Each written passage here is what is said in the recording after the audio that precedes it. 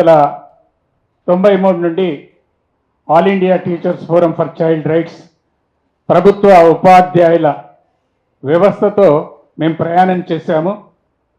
ఈరోజు వెంకటరెడ్డి గారు మాట్లాడుతున్నటువంటి అంశాలలో, ఇక్కడ పెద్దలు మాట్లాడుతున్నటువంటి విషయాలలో మా యొక్క ఆలోచనలు ఉన్నాయి. వాటిని పాయింట్స్గానే నేను మీ ముందుంచుతాను. ఏదైతే మనకు రెండు రకాల ఆయుధాలు మన చేతిలో ఉన్నాయి ఇప్పుడు. ఒకటి విద్యా కమిషన్, రెండవది విద్యా హక్కు చట్టం.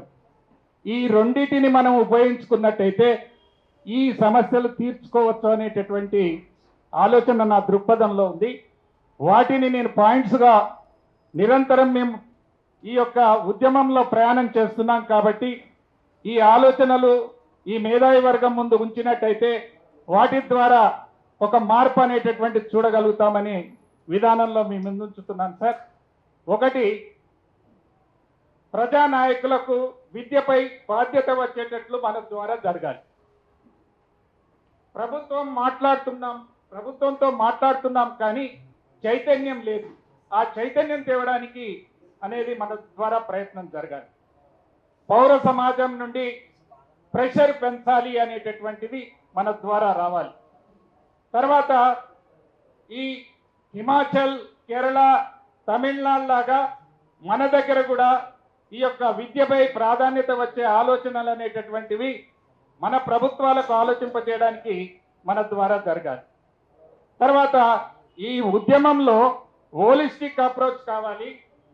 తెలంగాణ కొరకు ఉద్యమించినట్లు విద్య కొరకు ఉద్యమించాలి అనేటటువంటి నా యొక్క ఆలోచన సార్.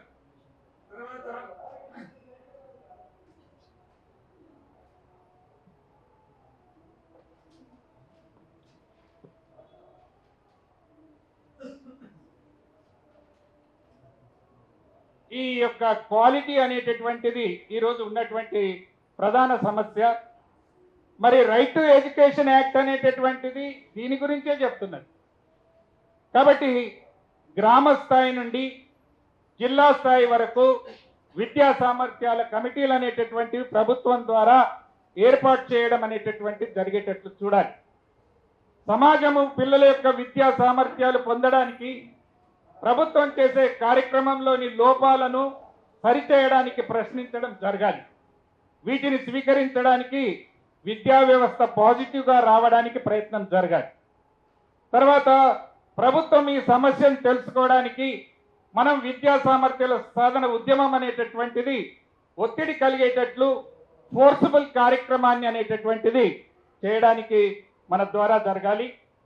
విద్యా వ్యవస్థలోని లోపాలను ప్రభుత్వం ద్వారా సరిచేయడానికి మనకు రెండు ఉన్నాయి కాబట్టి విద్యా కమిషన్, తర్వాత రైట్ టు ఎడ్యుకేషన్ యాక్ట్ ఉంది, అవి కూడా ఉన్నాయి. మన సార్ అన్నట్టు మన ఎస్సీ కమిషన్ కూడా ఉంది. కాబట్టి ఇన్ని కమిషన్లు ఉన్నాయి. వీటి ద్వారా ఫోర్స్ అనేటటువంటిది జరగాలనేటటువంటి నా యొక్క ఆలోచన సార్. తర్వాత ప్రభుత్వం అనేటటువంటిది షార్ట్ టర్మ్ కాకుండా విద్యపై లాంగ్ టర్మ్ విజన్ ఉండేటట్లు దాని గురించి ప్రభుత్వం నిరంతరం ఆలోచించేటట్టు అనేటటువంటిది మన ద్వారా ప్రెషర్ అనేటటువంటిది బిల్డప్ కావాలి అనేటటువంటి.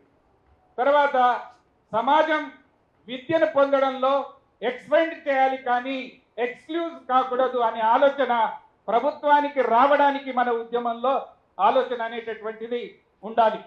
తర్వాత ప్రభుత్వ పాఠశాలల్లో అభ్యసన సామర్థ్యాలు మెరుగుపరిచేందుకు ఏడాది పొడవునా మిషన్ బునియాది పెట్టేటట్లు ప్రభుత్వాన్ని ఆలోచింపజేయాలనేది మా యొక్క ఆలోచన.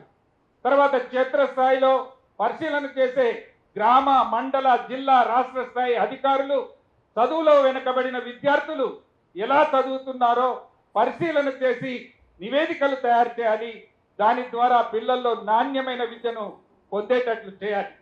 తర్వాత పిల్లల గురించి వారి నాణ్యమైన విద్య పొందే హక్కు కాపాడడానికి ఈ ఉద్యమంలో కొత్త వాళ్ళు పాజిటివ్గా ఎంతమంది చేరినా వారితో కలిసి పనిచేయడం జరగాలి.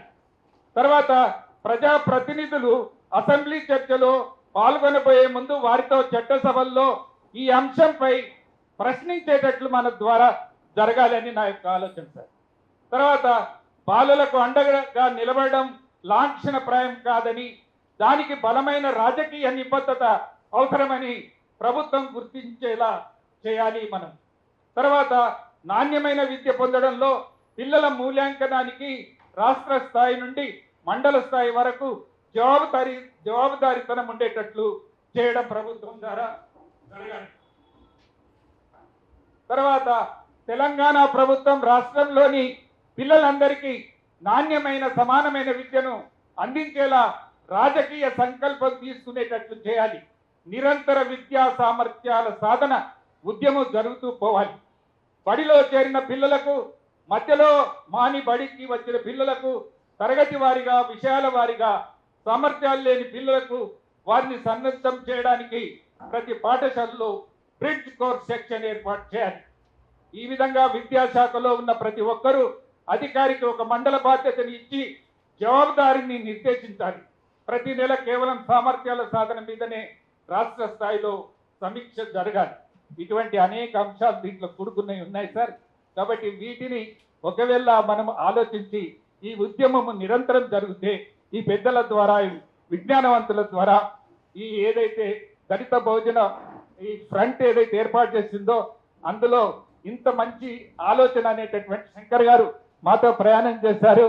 సిఎల్ఓ అనేటటువంటి కార్యక్రమాన్ని తీసుకొని ఆ రోజు జిల్లాల్లో తిరిగి సమాజాన్ని ఆలోచింపజేశారు శంకర్ గారు.